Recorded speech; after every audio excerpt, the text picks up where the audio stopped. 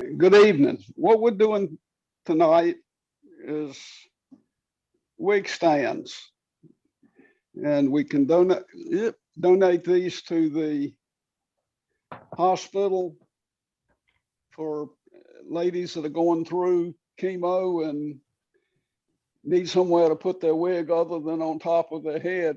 So this is some wood I had at the shop. So I did this.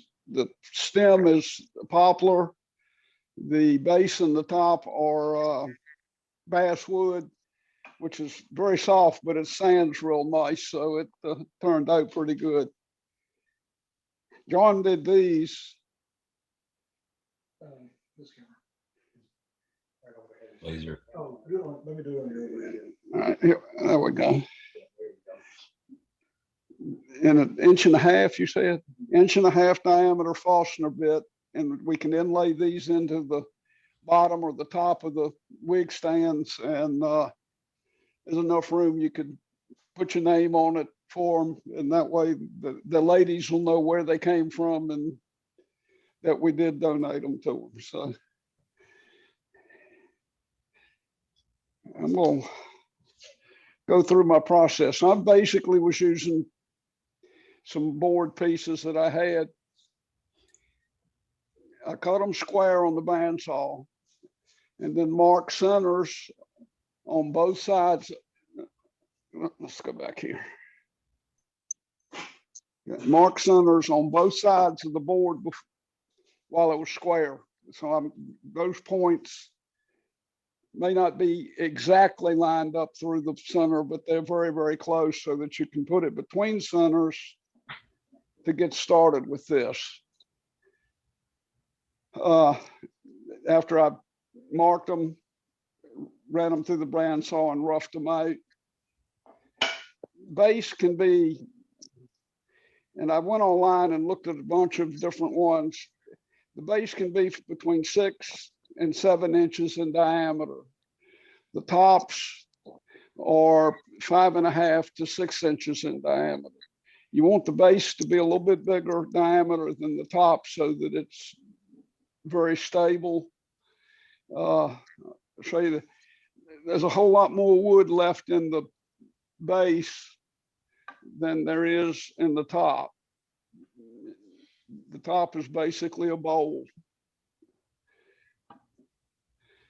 So let's make some sawdust and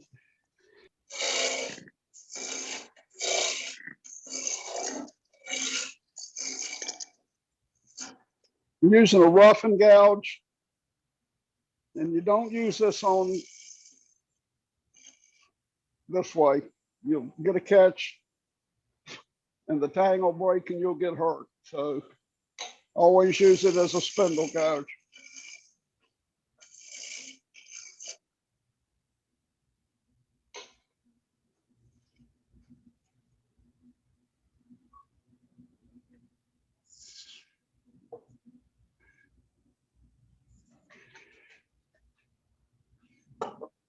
If you cut it on the bandsaw, it cuts down on a whole lot of sawdust that you don't make in your shop.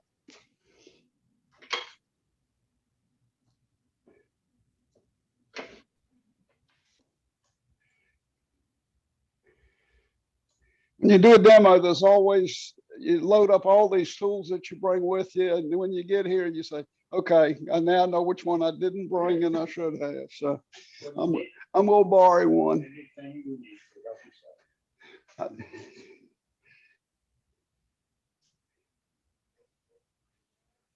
What I'm doing now is I'm going to cut a tenon, well, a groove that I can use to make a tenon out of the inside of it.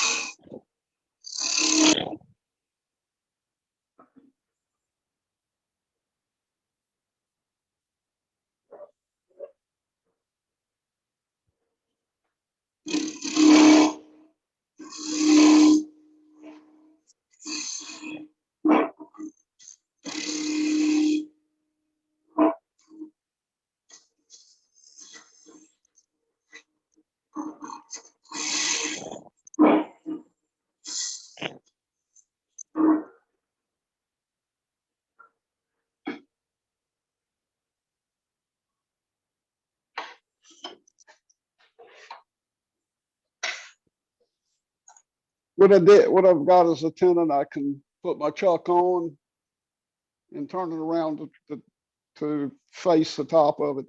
I'm going to true up this edge. It's got a little bit of a wobble in it, not much, but it's enough that it'll rock if I don't get it true. So.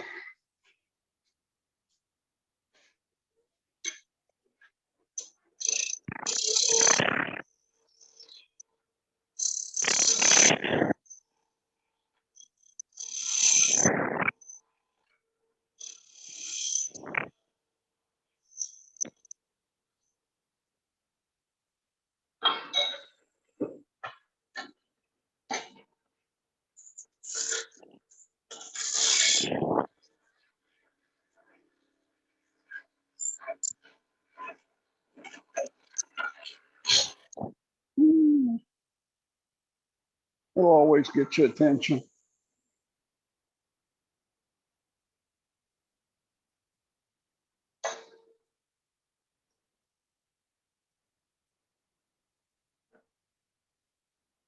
There's not a lot of tools that you can hang off the edge of the tool rest that far. This happens to be one of them. And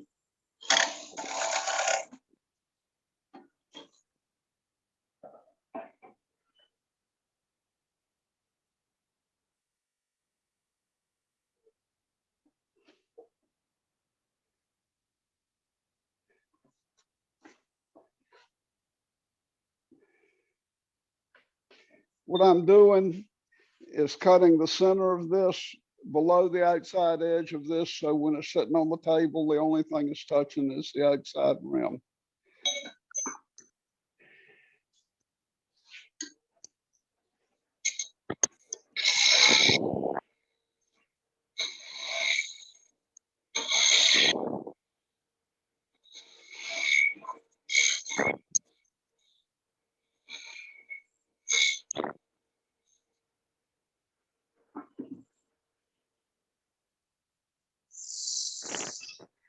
All right.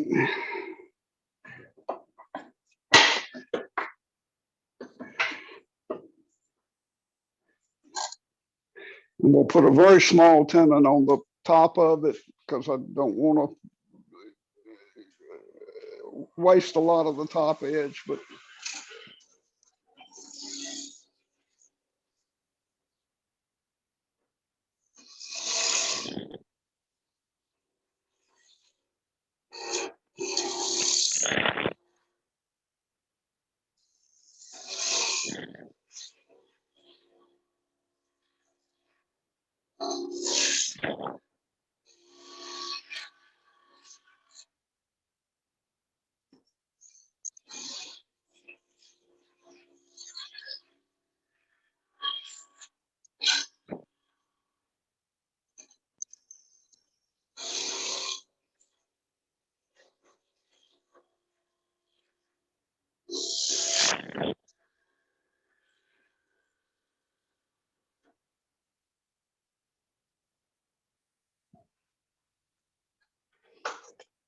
I normally do not wear gloves when I'm turning because you can get them caught on stuff.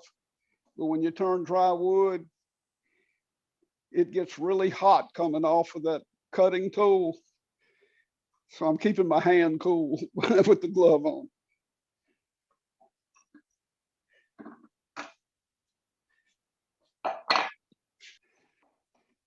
Not a whole lot of tenon on that, but I'm not going to do a whole lot of turning from that side. But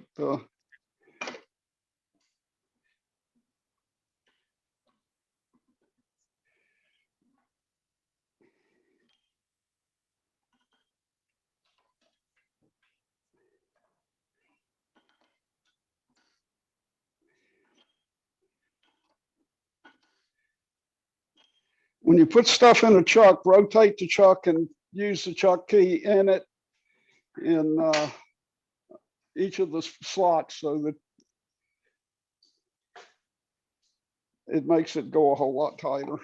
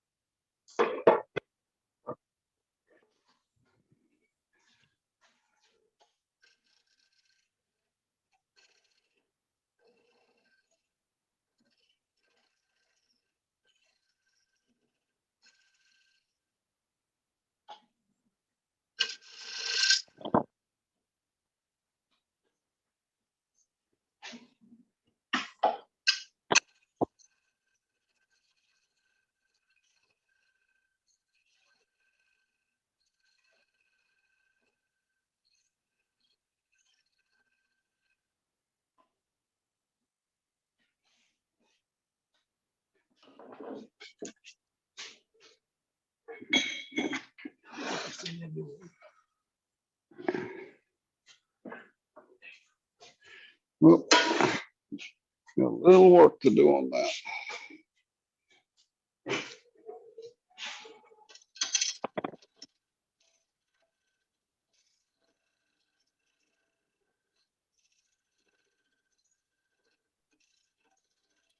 Hey, Bruce.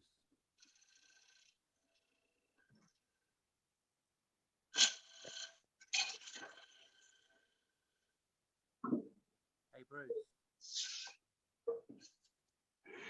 Normally what I do at this point with sand in here, but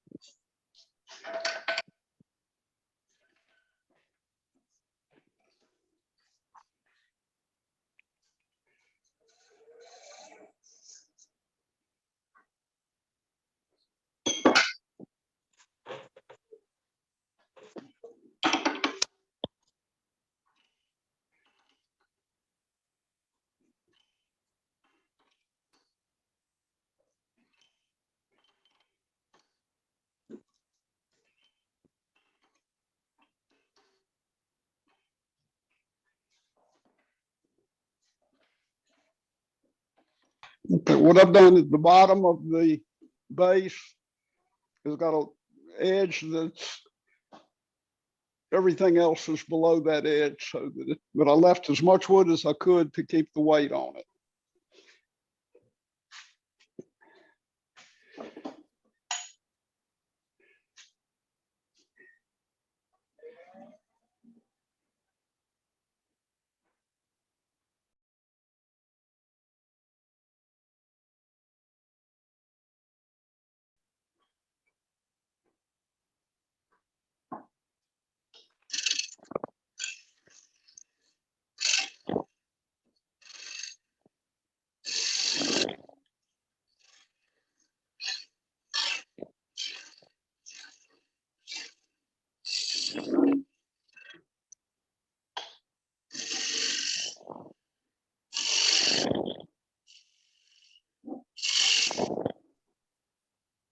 Yeah, well, that wood is hitting your hand and it's kiln dried.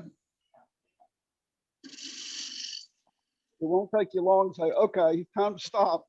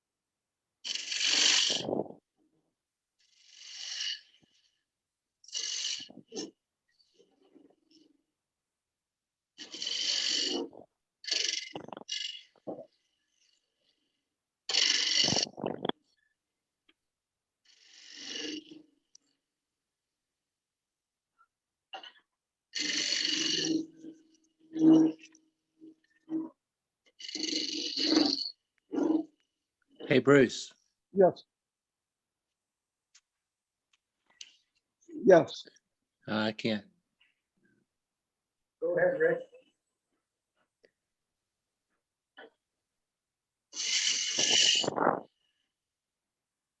I'm having trouble with my phone. We can hear you just fine. Oh, you can hear me now? Yeah, yes. It might be helpful for some of the less experienced people to tell them what tool you're using and why. I'm using a very sharp tool. And that's the best tool to use regardless of which one it is. This is a skew chisel.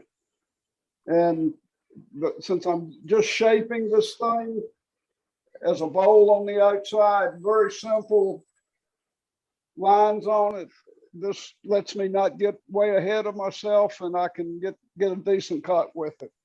But having your tool sharp make a whole lot of difference in the way the cut is. This is a skew chisel. It's basically using it as a negative rake scraper. Basically, yeah.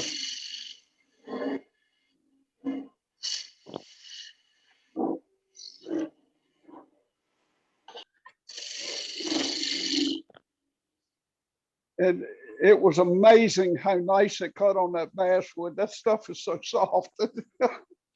Oh, whew. I know why people carve it instead of using walnut.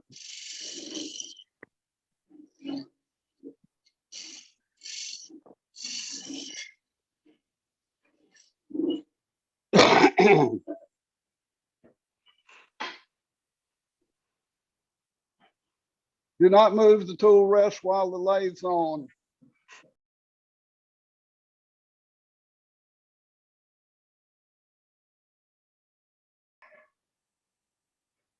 The bad thing, the closer you get to having a finished piece of art, then you definitely want to shut the lathe off and move the tool rest. If it's still rough, okay, I bumped it, I'll clean that up. But safety wise, it's a lot smarter to turn the lathe off also.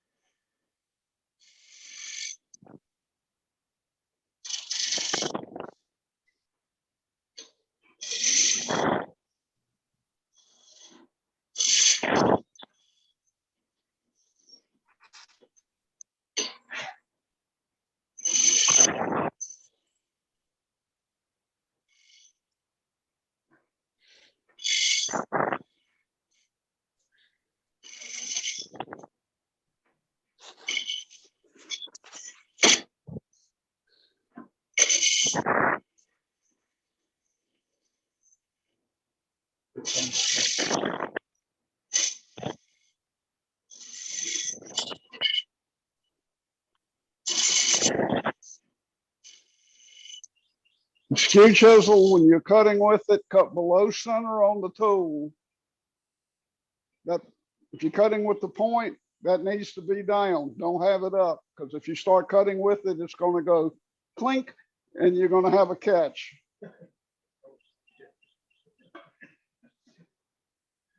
And I didn't get rid of the catch.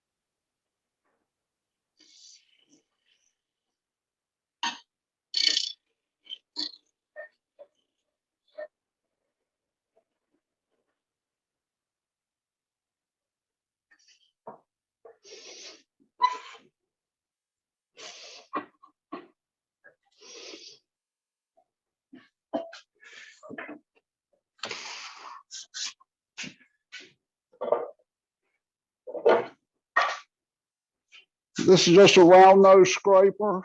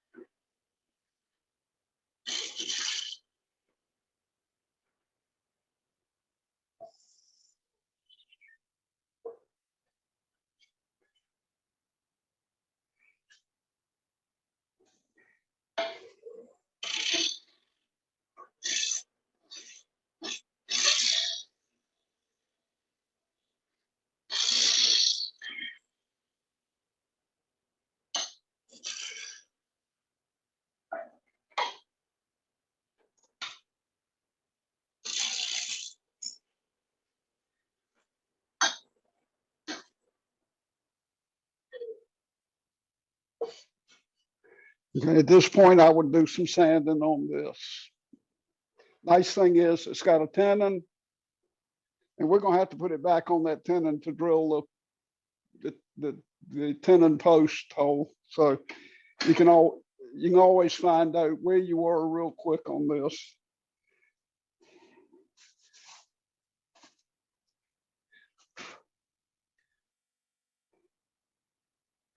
I do mark my number one jaw. One way's expensive enough. It should, no matter where you put it in, it should be right, but I don't. You want a horseshoe bit to drill like that? I've got a bit with me. I'm going. Drilling holes is boring for people watching.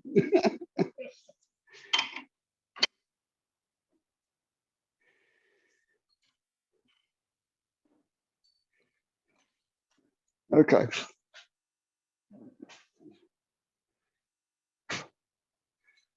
Okay, we've got a tenon.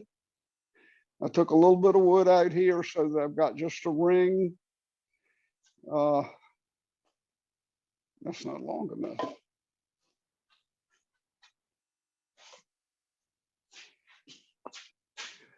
Okay. We're assuming that it's flat and square. None of the center touches, just the outside edge. So if the client's table's reasonably flat, it'll sit without rocking. There you go.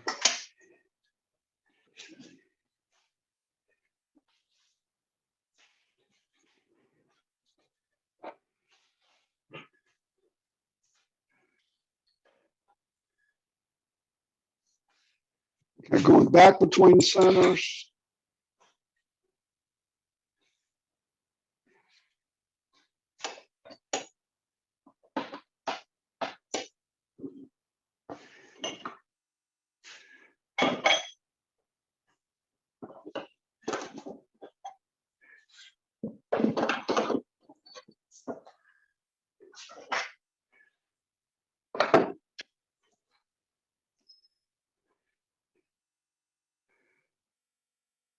And I did this one the same way, just cut the square, went from corner to corner, put the centers, and now I've got a divot at each center.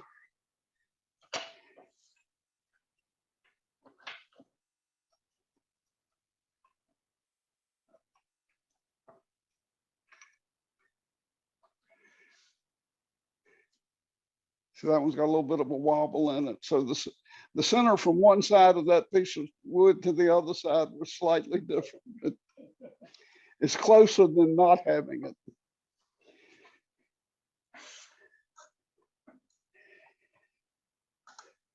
And this size circle gave my bandsaw a fit. It kept telling me, no, you need to stop and start another cut.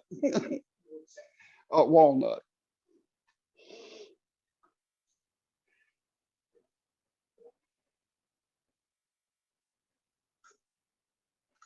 So that's a little bit out of plumb.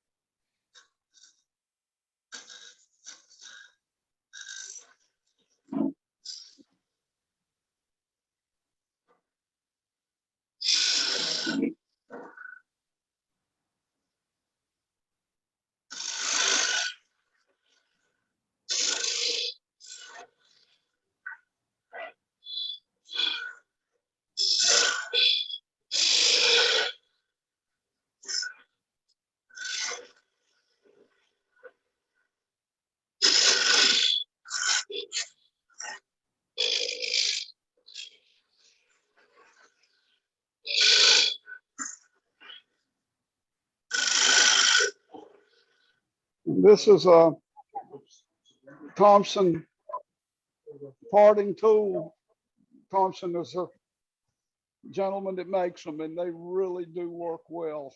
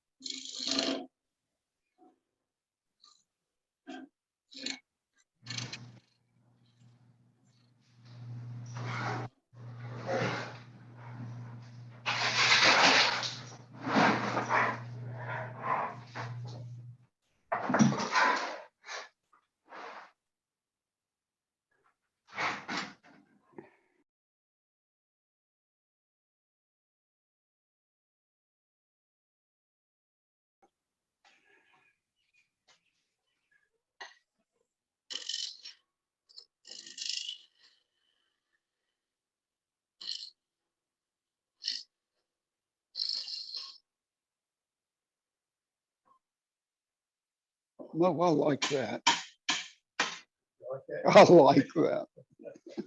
I like it too. Especially when your hands are full.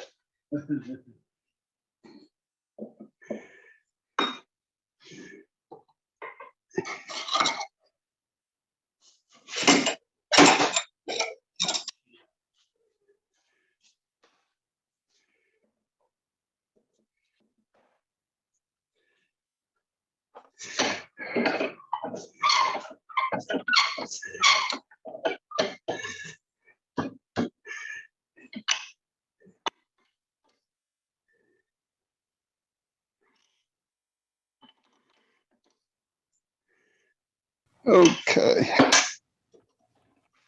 Highly recommend you take pointed tools out of your tail stock when you're turning and not using them.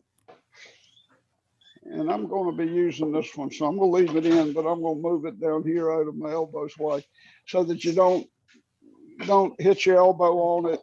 It's a bit painful.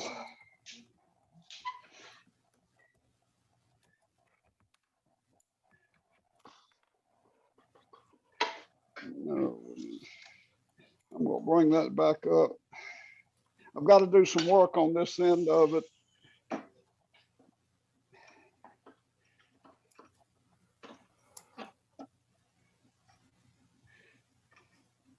Since most of it is outside of the realm, then it doesn't really matter. Okay.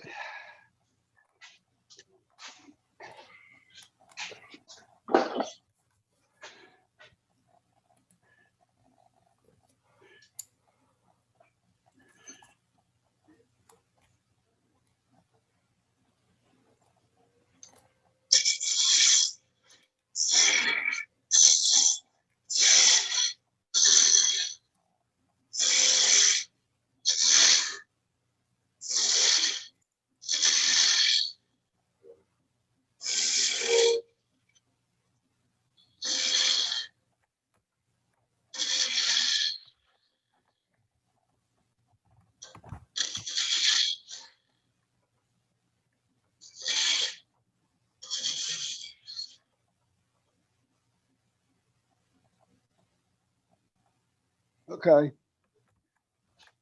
This was used as a roughing gouge. I've got a little check in this one, but it is a utilitarian piece, so I'm not too worried about it.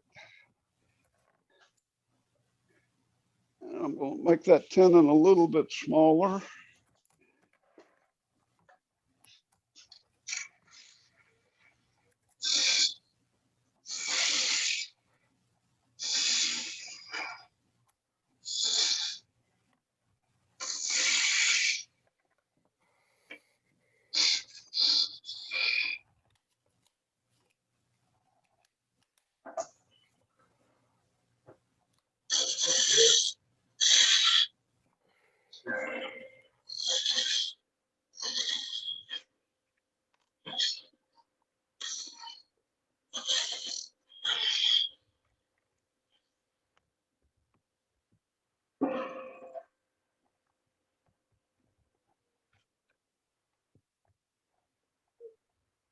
On the top piece, leave enough wood here so if it gets knocked over, it's not so thin it's going to break off. And we don't plan on knocking things over or having them knocked over, but on this one, plan it, and that way you don't have to worry about it happening and being a problem.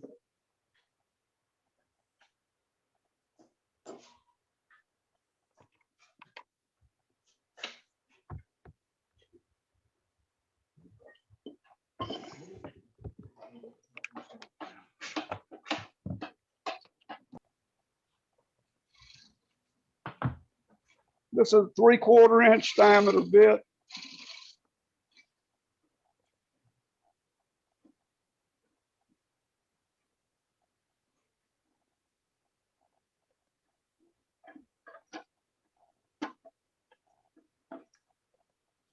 Deep enough. Small tenon. I've drilled a hole for the tenon for the stanchion. I hollowed this out. Before I stop, I'm going to take a little bit more of this out of here so that it lightens the top up a little bit more. Because once I turn this around and start turning the top, I'm not going to have anything to hold on to on this side.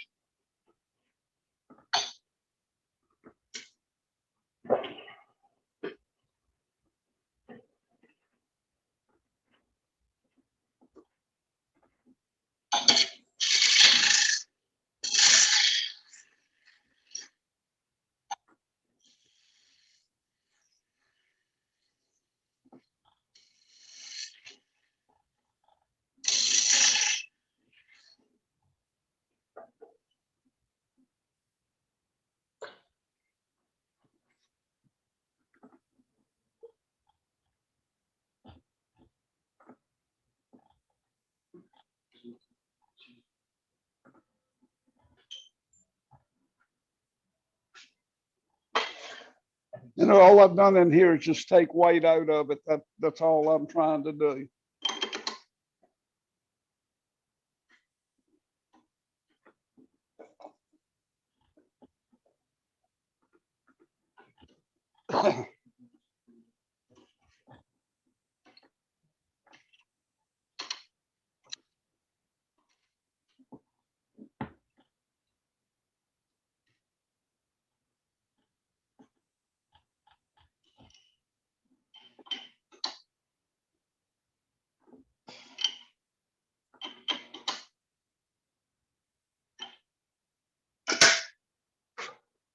When I sharpen my scrapers, I've got CBN wheels.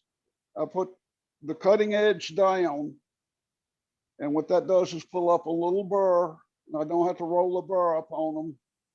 And when the burr goes away, they're dull, and you have to do it again. But that way, it does it, and it's very quick. Number one. Number two, I can see exactly what's being cut when I'm looking down on it, where if I'm looking like this, you can't see what's being cut. And that way I don't end up reinventing the wheel on the angle on the grind. It makes it a lot easier to get that grind back.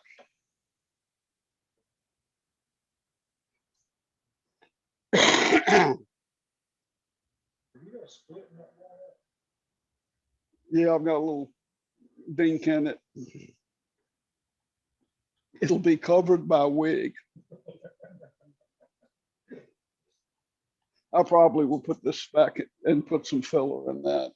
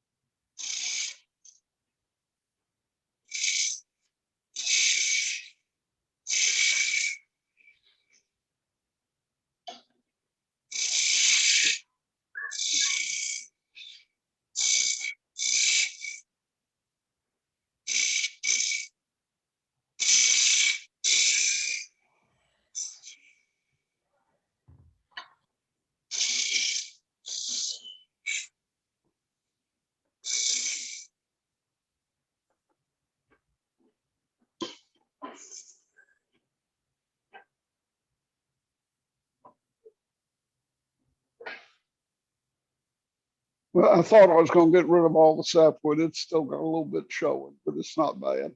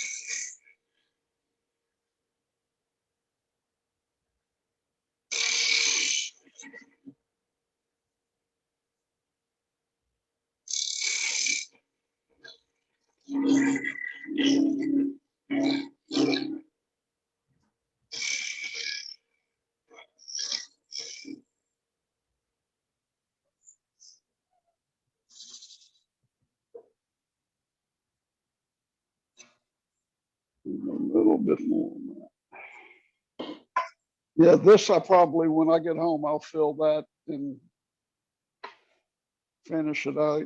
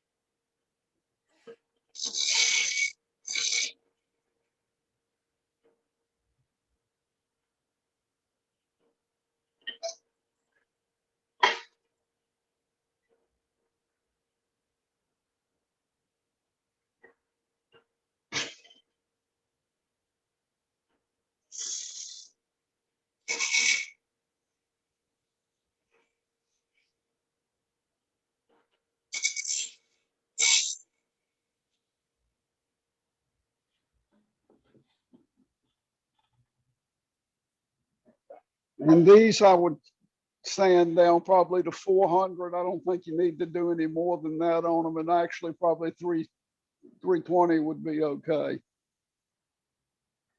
Okay.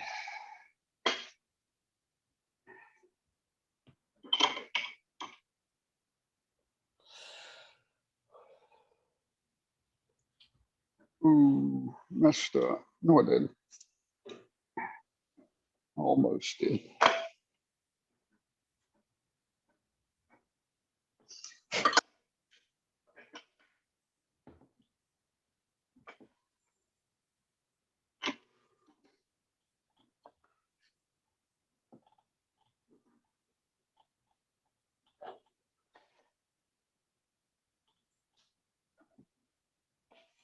This piece is probably half again heavier than that, and that's kind of what you want.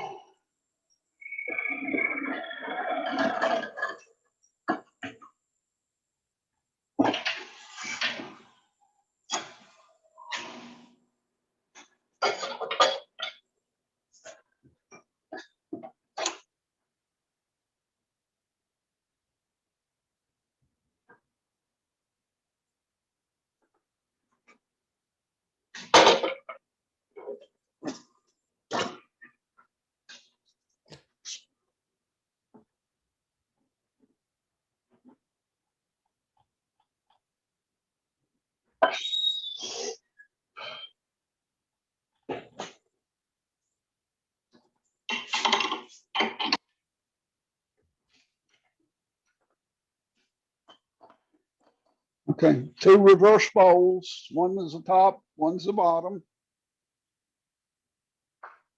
And a tenon to go between them. or a stanchion.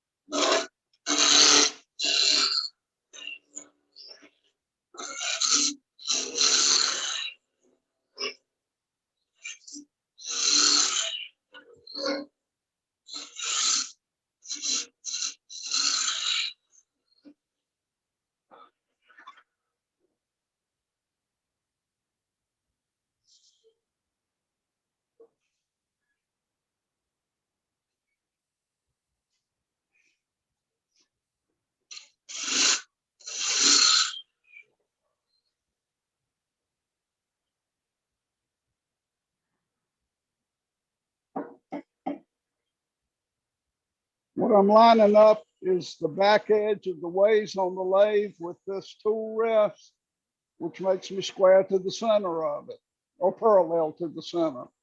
So then if I want to just get this reasonably close to a straight dimension all the way through, and that rides up against the tool rest.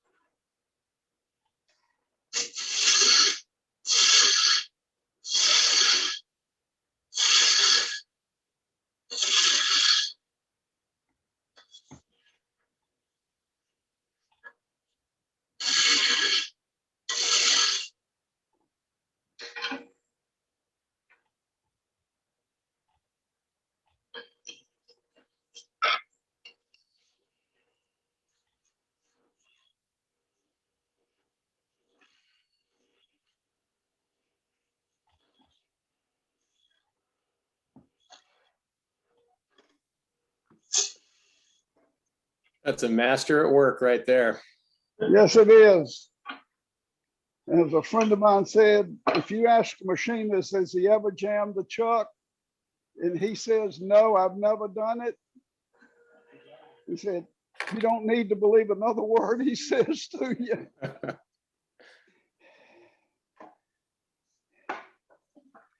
Okay. Ta-da. Let's use Joe's tool. I'm gonna miss it. I'm gonna miss it. I'm okay there.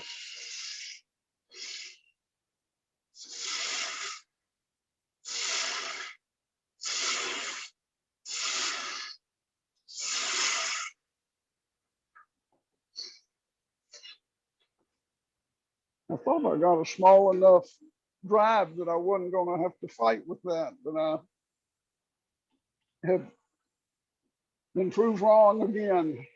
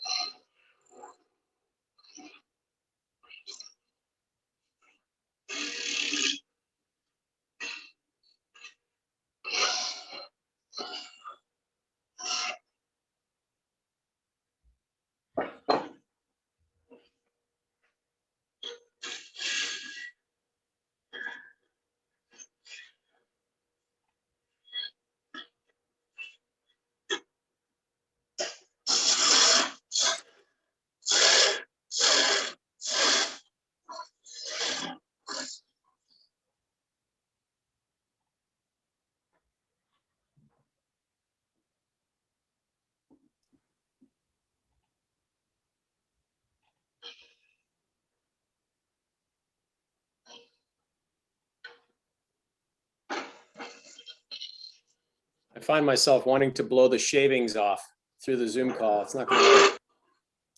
Me too. Just blow on your screen.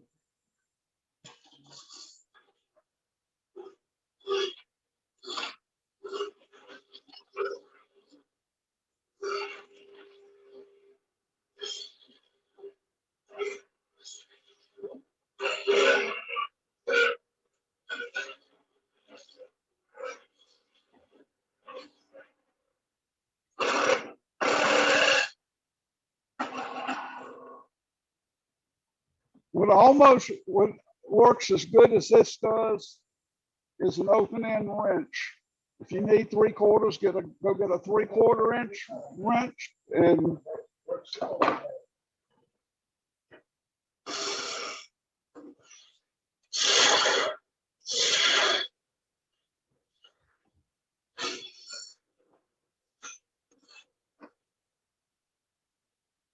Bruce, Alan wants to know if that thing has a name. do what? What is that thing called? The red one? No. The dangerous thing that you hold. Oh, it's just it. You can measure. Well, I guess I ought to get in front of the camera. You hold it over your stomach. Okay. All right. With this, you can measure coves. And that's a 1-inch cove. With this, you can measure beads. That's a 1-inch bead. And it's 1 inch, 7/8, 3/4, et cetera, and you've got coves and beads. And they make 2 sizes of this, and they really do work quite. You know, it's just too easy to. Does it have a name?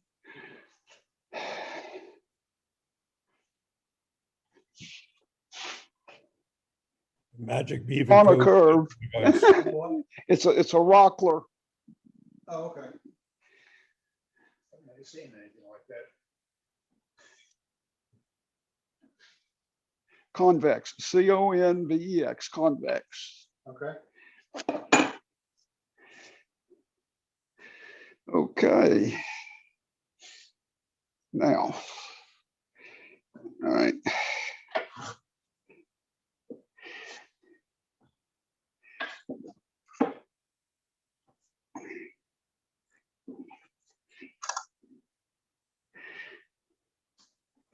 All right, what I want to do on this spot in here is cut just a little bit of a convex because both pieces are, well, this has got, you know, may have a little bit of curve in it. Now, this one, it should be fairly flat, but that keeps me glue from squirting out all over the place too.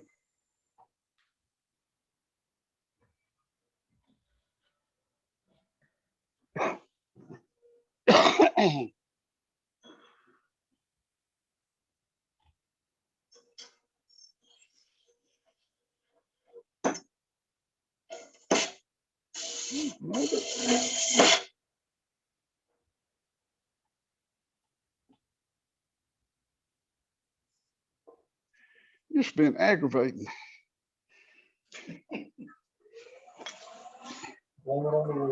Yeah.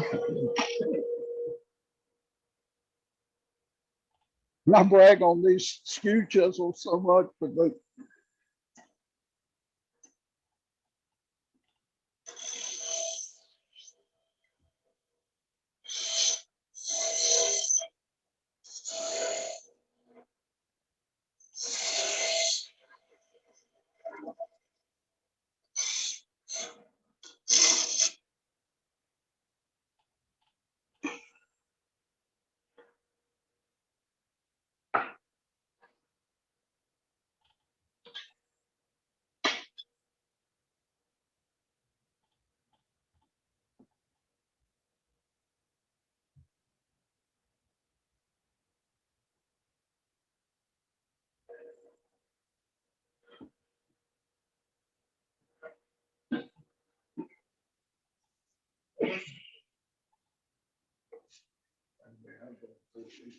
T-nuts. It's T-nuts. This little bag from Amazon.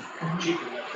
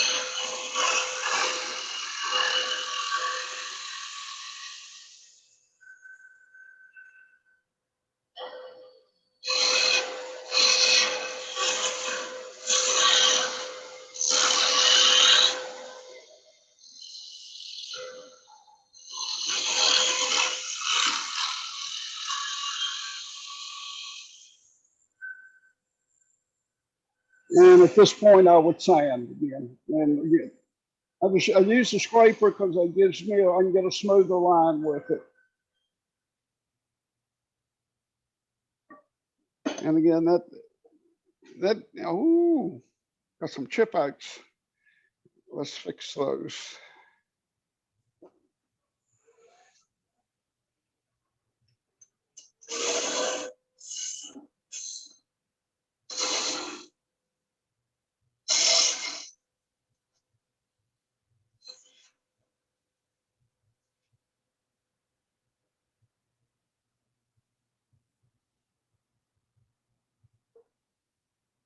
Ta-da. Okay.